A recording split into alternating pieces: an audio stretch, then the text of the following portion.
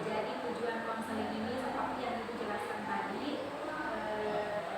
tugas Anda, maksudnya tujuan Anda.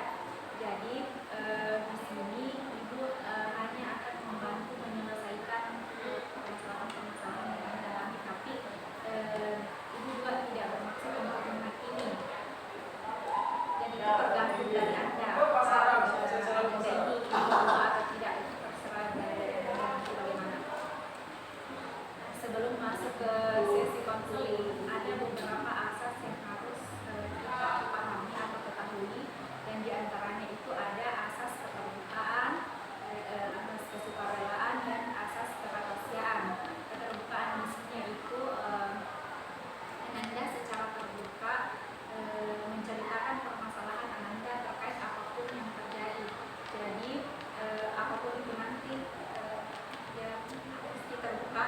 Dan yang kedua itu kesukarelaan. Jadi Anda datang di sini dengan sukarela. Dan yang terakhir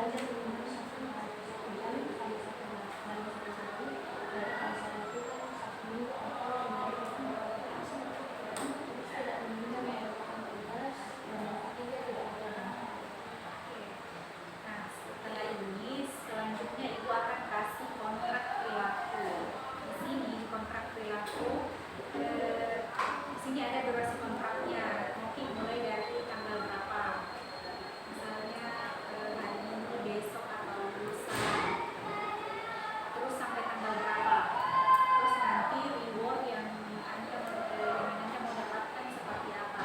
Jadi mungkin bisa Bapak tulis di sini durasi kontrak. Kita akan menyepakati bersama ya, jadinya bukan ibu, tapi untuk anda juga.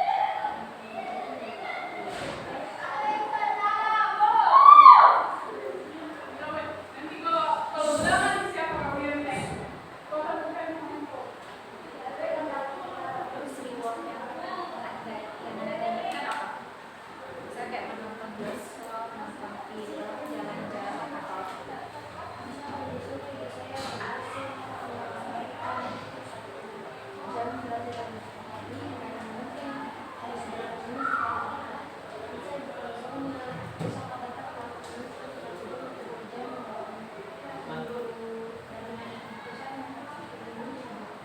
boleh. Jadi nanti kita kasih reward ya. Terus setelah reward itu ada punishment, namanya punishment. Jadi konsekuensi. Kalau misalnya terlanggar di dalam 1 sampai 5 hari ini tidak terkerjakan tugas, ada konsekuensinya. Jadi konsekuensinya mungkin nanti berkurangnya jadwal menonton atau bagaimana.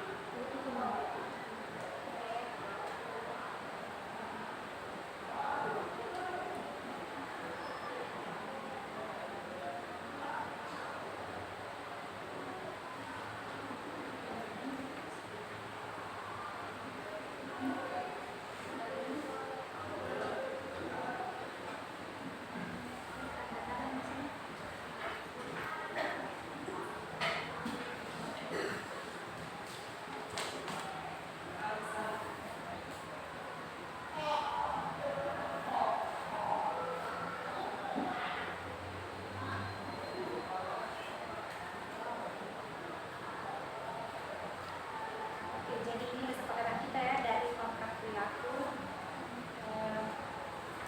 Selanjutnya Ibu akan memberikan kartu kontrol. Jadi kartu kontrol ini digunakan untuk mengevaluasi sejauh mana sih progres yang Anda lakukan selama 1 minggu ini. Misalnya kayak ada kendala dalam melakukan progres tersebut, terus nanti solusinya seperti apa. Terus seperti yang kita sepakati sebelumnya. Jadi kartu kontrolnya nanti itu mengerjakan tugas, tadi kan kesepakatannya minimal 1 jam setiap hari ya, dari Senin sampai Jumat. Nah, nanti di sini ada hari, ada tanggal, terus kalau misalkan berhasil di checklist, kalau tidak tanda silang, terus catatan